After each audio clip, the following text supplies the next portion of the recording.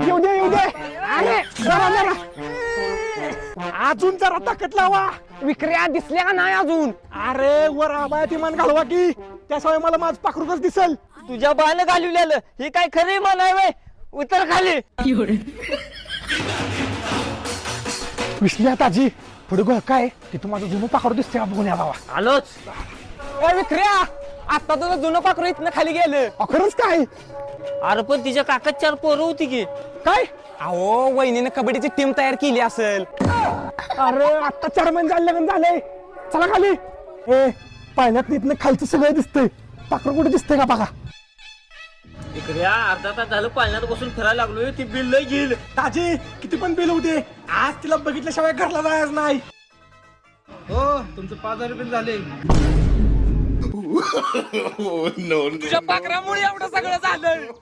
एवढं सगळं करून पाखरू दिसलं नाही.